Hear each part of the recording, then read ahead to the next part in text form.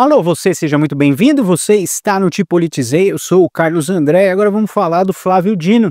Flávio Dino que resolveu fazer bullying para os seus amigos, né? Na verdade, o seu amigo, entre aspas, no STF, Luiz Fux, que absolveu a primeira turma do núcleo de golpe, né? Da famosa teoria do golpe ou do suposto golpe que nunca aconteceu.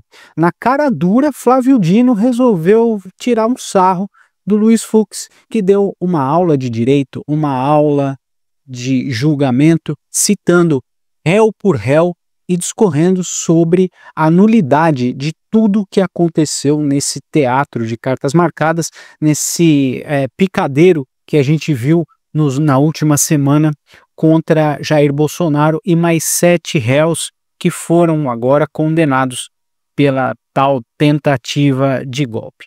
Então, já que você está aí, não se esqueça de dar um joinha, se inscrever no canal e compartilhar este vídeo, porque ajuda muito o nosso trabalho. Então, o Dino comparou críticas sobre o excesso de provas ao bovídeo esquartejado. Olha só, esse é o nível de juízes, de ministros que nós temos aqui no nosso PMSTF, né, o Partido do Movimento do Satânico Tribunal Federal. Durante o julgamento, Dino utilizou a analogia para defender o método de análise do conjunto probatório e criticar tentativas de fragmentação.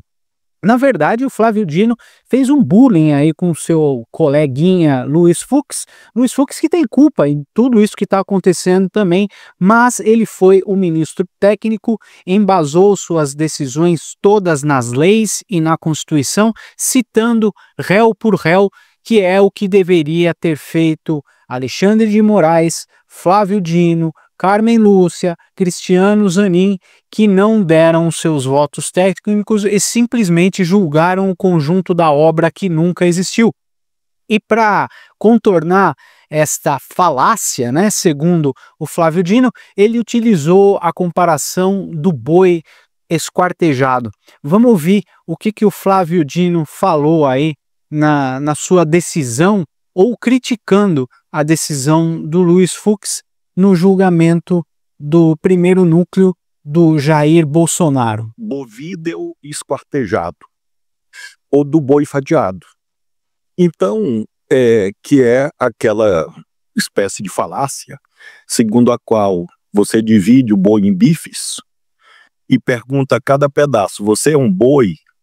E claro que o pedaço nada diz, você diz, pede lá para o pedaço do boi mugir, e o pedaço não muge. E aí a conclusão falseada é de que nunca existiu boi.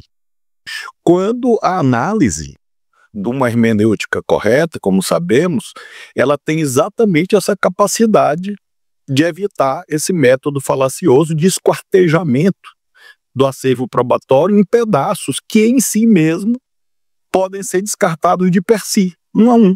Diz, não, esse pedaço não serve, esse não serve, esse não serve, e aí se constrói a falácia de que não há boi. Bom, o que o Flávio Dino acabou de fazer aqui foi tirar a legitimidade do voto do Fux, dizendo que um boi cortado em pedaços já não é mais um boi. Quando você chega para um bife do boi e pergunta, você é um boi? Você muge, é lógico que o boi não vai falar nada. Então, ele desconstruiu todo o conjunto que o Luiz Fux fatiou, vamos dizer assim, um por um, para dizer que os réus não eram culpados. Inclusive, o Luiz Fux citou a Constituição, citou as leis. Eu acho que o Luiz Fux é um cara também responsável por toda essa paçoca que está acontecendo no STF. Mas ele foi o único juiz que julgou corretamente o que está acontecendo aí durante esse espetáculo do suposto golpe que nunca existiu. Ao abordar questionamentos da defesa sobre o suposto excesso de provas, Dino explicou que dividir um conjunto probatório em partes isoladas e questionar a validade de cada parte separadamente seria equivalente a fatiar um boi em pedaços e perguntar a cada parte se ela é um boi inteiro. Então, é uma comparação esdrúxula, ridícula, onde Luiz Fux fez o correto, ele citou as leis, e se você não está feliz com o que o Fux falou, vai dar uma olhada no jeito que um juiz realmente deve agir. Volto a falar, Luiz Fux também é culpado por tudo isso que está acontecendo. Não existe punição individual para ministros do STF. Todos esses ministros deveriam ser punidos aí com lei Magnitsky, com cassação de visto, porque é um absurdo chegar no ponto em que chegamos e ver os ministros, o restante dos ministros calados, enquanto o Alexandre de Moraes fazia o que ele bem entendia, né? Tomava decisões monocráticas e tudo mais. Segundo Dino, essa abordagem fragmentada constitui uma falácia que pode levar à conclusão errônea. E não existe conclusão errônea, porque o Luiz Fux explicou a acusação de réu por réu e as leis que embasam ele ter falado que esse julgamento não tinha competência nem para o STF estar julgando. Dá uma olhada só no que o Fux falou. Sua Excelência, o dedicado relator e dos que o acompanharam, meu voto é no sentido de reafirmar a jurisprudência desta Corte adotada na questão de ordem na ação penal 937. Concluo assim pela incompetência absoluta do Supremo Tribunal Federal para o julgamento deste processo, na medida em que os denunciados já haviam perdido os seus cargos. E como é sabido, em virtude da incompetência absoluta para o julgamento, impõe-se a declaração de nulidade de todos os atos decisórios praticados. O Fux acabou anulando todo o conjunto do julgamento, dizendo que realmente, dentre outras coisas, né, para quem não acompanhou o julgamento inteiro, dentre outras coisas, ele declarou que o julgamento não poderia nem acontecer. E dentre outras coisas, o Luiz Fux falou durante quase 14 horas, falando de réu por réu e por que esses réus deveriam ser inocentados, né? Ele só não inocentou o Mauro Cid e o Braga Neto, porque não houve como escapar, né? O Mauro Cid falou que assinou um atestado de culpa naquela delação premiada e acabou complicando o julgamento para o próprio Mauro Cid. Então o Fux foi um oásis aí no meio desse STF que não quis comentar o porquê que cada réu foi condenado. Aliás, o Flávio Dino também protagonizou uma cena patética, fazendo brincadeirinhas aí com a Carmen Lúcia, né? Ministra Carmen, Vossa Excelência concede um... Todos.